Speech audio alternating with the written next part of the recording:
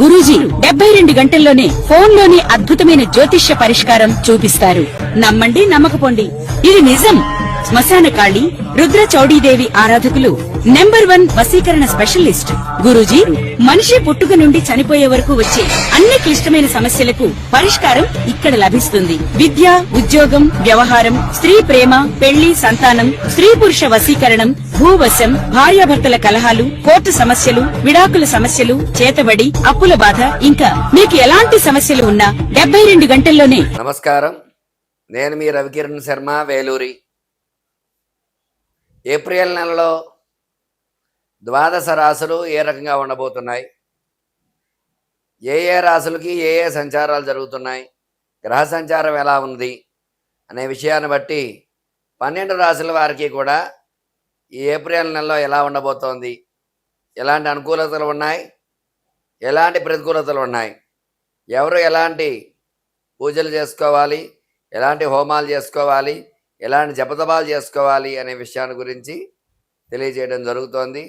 మరి ఏప్రిల్ నెలలో గ్రహ సంచారం చూసుకున్నట్లయితే రవి సంచారము ఏప్రిల్ నెలలో రవి సంచారము మేషరాశిలో జరుగుతుంది. మేషరాశిలో రవి సంచారం వల్ల మేషరాశ్యాధిపతి కుజుడు కాబట్టి రవి అనుకూలంగానే ఉంటాడు. అట్లాగే కుజుడు కూడా మేషరాశిలో సంచారం చేస్తున్నాడు. స్వక్షేత్రము కాబట్టి కుజుడికి మేషరాశి, కుజానుకూలత అది ఉంటుంది. బుధుడు వ్యాపారకారకుడు బుధుడు కూడా ఈ యొక్క మేషరాశిలో సంచారం చేయడం జరుగుతుంది. మరి శుక్రగ్రహం కూడా ఈ మేషరాశిలో సంచారం చేయడం జరుగుతుంది. ఈ ఏప్రిల్ నెలలో 4 రాశులు, 4 గ్రహాలు మేషరాశిలో సంచారం చేయడం జరుగుతుంది. తద్వారా ఈ మేషరాశి వారికి అనుకూలతలు ఎలా ఉంటాయి, ప్రతికూలతలు ఎలా ఉంటాయి అనే విషయం కూడా మనం తెలియజేయచ్చు. అలాగే శని భగవానుడు మీనంలో సంచారం చేస్తున్నాడు. మరి రాహు మకరంలోకి సంచారం చేస్తున్నాడు. గురుడు కర్కాటకంలో సంచారం చేస్తున్నాడు మే వరకు కూడా. మరి ఈ రకంగా ఈ నవగ్రహ స్థితిగతులను బట్టే మానవుడి యొక్క జీవితం అనేది ఏర్పడుతుంది. ఈ నవగ్రహాలు పరిపాలించే పరిపాలనా విధానాన్ని బట్టే మనకి ఏ రకంగా ఉండబోతోంది, ఏ రాశి వారికి ఏ ఫలితాలు జరుగుతాయి అనే విషయం క్షుణ్ణంగా చెప్పగలుగుతాం. అయితే ఈ సంవత్సరము పరాభవ నామ సంవత్సరం. పరా అంటే సాధించడానికి వీలైనటువంటిది అని కూడా చెప్పబడుతుంది జరిగింది. అంటే దేన్నైనా సరే సాధించగల స్థితిని పొందగలిగే సంవత్సరము. భవ అంటే స్థితి, ఓర్పు, సహనము ఉంటే ఈ సంవత్సరం ఏదైనా సాధించవచ్చు అని అర్థం. అందువల్ల కష్టం వచ్చిందని అసహనం చెందకుండా, సంతోషం వచ్చిందని ఆనందపడకుండా, సౌమ్యంగా భగవత్ ఆరాధన ఎవరైతే చేసుకుంటూ ఉంటారో వాళ్ళందరికీ కూడా ఖచ్చితంగా దైవానుగ్రహం కలిగి, ప్రతికూల ఫలితాలు ఉన్నప్పటికీ కూడా భగవద్ అనుగ్రహం ఉంటే ఖచ్చితంగా ఎలాంటి ఇబ్బందులు లేకుండా సౌమ్యంగా వెళ్ళడం అనేది జరుగుతుంది. అందువల్ల ఈ యొక్క రాసుల వారందరికీ కూడా ద్వాదశ రాసుల్లో సంచార స్థితిగతులను బట్టి ఏ రకంగా ఉండబోతోంది, ఎలాంటి పూజలు హోమాలు చేసుకోవాలి, ఎలాంటి అనుగ్రహం ఉంటుంది అనే విషయాన్ని మీకు వివరంగా తెలియజేయడం జరుగుతుంది. నమస్కారం. సింహరాశి వారికి ఈ ఏప్రిల్ నెల ఏ రకంగా ఉండబోతోంది, ఎలాంటి అనుకూలతలు ఉన్నాయి, ఎలాంటి ప్రతికూలతలు ఉన్నాయనే విషయాన్ని చెప్పడం జరుగుతోంది. సింహరాశి అధిపతి రవి మేషంలో సంచారం చేయడం,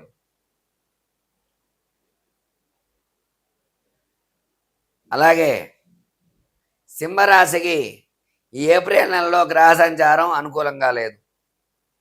అనుకూలంగా లేకపోవడం వల్ల ఇబ్బందులు వచ్చే అవకాశాలు ఉన్నాయి.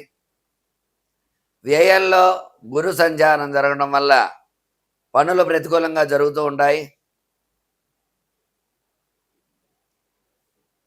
వ్యాపార రంగంలో నష్టాలు చవిచూడవలసి వస్తుంది. పెట్టుబడులు పెరుగుతూ ఉంటాయి. రుణ బాధలు పెరుగుతాయి. స్టాక్ మార్కెట్లో స్టాక్స్ పెట్టుబడులు పెడతారు కానీ ఇబ్బందులు పడుతూ ఉంటారు స్టాక్స్ పెరగకపోవడం వల్ల. రియల్ ఎస్టేట్ రంగం అంతంత మాత్రంగా ఉంటుంది ఈ నెలలో. అలాగే సినీ పరిశ్రమలో సినిమా హిట్ అవుతుంది అనుకున్న సినిమా కాస్త ఫ్లాప్ అయ్యే అవకాశాలు ఉంటాయి. సినీ పరిశ్రమ కూడా జాగ్రత్తగా ఉండాలి. రుణ బాధలు పెరుగుతాయి. వివాహ ప్రయత్నం చేసేవారికి ఈ నెల నిరాశాజనకంగా ఉంటుంది. సంతాన ప్రయత్నం చేసేవారు ఈ నెలలో కూడా నిరాశాజనకంగా ఉంటుంది. శుభవార్తలు వినే యోగాలు తక్కువగా ఉంటాయి. అలాగే విద్యార్థులకి విద్య చదివినప్పటికీ కూడా గురుబలం తక్కువగా ఉండడం వల్ల జ్ఞాపక శక్తి మందగించడము, పరీక్ష ఉన్నత శ్రేణి అనుకున్న రీతిలో పాస్ అవ్వకపోవడం ఇలాంటి ఇబ్బందులు జరుగుతాయి. అట్లాగే ఉద్యోగ ప్రయత్నం చేసేవారికి ఉద్యోగంలో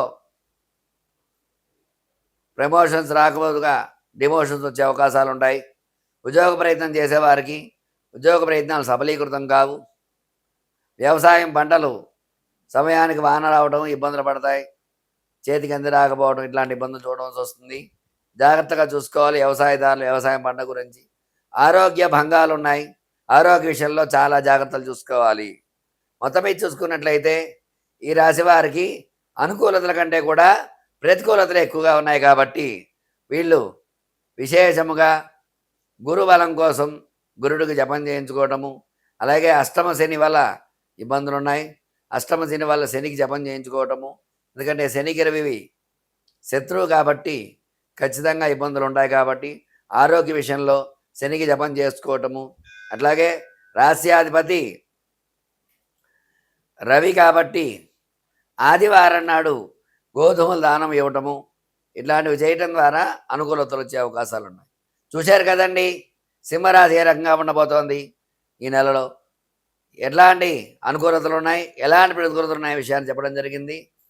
చెప్పిన రెమెడీ పాటించి భగవద్ అనుగ్రహాన్ని పొంది మీకు అనుకూలంగా చేసుకుంటారని కోరుకుంటూ మీ రవికిరణ్ శర్మ వేలూరి జ్యోతిష్యరత్న అవార్డు గ్రహీత. నమస్కారం. నేను మీ రవికిరణ్ శర్మ వేలూరి జ్యోతిషరత్న అవార్డు గ్రహీత. మీకు ఎలాంటి ధర్మ సందేహాలున్నా, ఎలాంటి ఇబ్బందులు ఉన్నా సరే ప్రశ్న మీది, సమాధానం నాది. ఖచ్చితంగా శతకోటి దరిద్రాలకి అనంతకోటి ఉపాయాలు ఉంటాయని చెప్పబడింది. ఎలాంటి ఇబ్బందుల్లో ఉన్నా సరే ప్రతిదానికి కూడా రెమెడీ అనేది ఖచ్చితంగా ఉంది. అందువల్ల మీకు ఎలాంటి సందేహం ఉన్నా సరే స్క్రీన్పై నా నెంబర్ రోల్ అవుతూ ఉంటుంది. నాకు ఫోన్ చేసి నన్ను అడిగినట్లయితే మీ సమస్యకు సమాధానం చెప్పడం జరుగుతుంది, తగిన పరిష్కారం చేయడం జరుగుతుంది. ఖచ్చితంగా విశేషమైన పూజలు, హోమాలు, యజ్ఞాలు, యాగాలు, క్రతువులు అన్నీ ఉన్నాయి. అన్నీ కూడా నా ఆధ్వర్యంలో చేయించడం జరుగుతుంది. మీకు ఎలాంటి సందేహం ఉన్నా సరే నా నెంబర్ని కాంటాక్ట్ చేసి నన్ను సంప్రదించవచ్చు. నమస్కారం. మీ రవికిరణ్ శర్మ వేలూరి.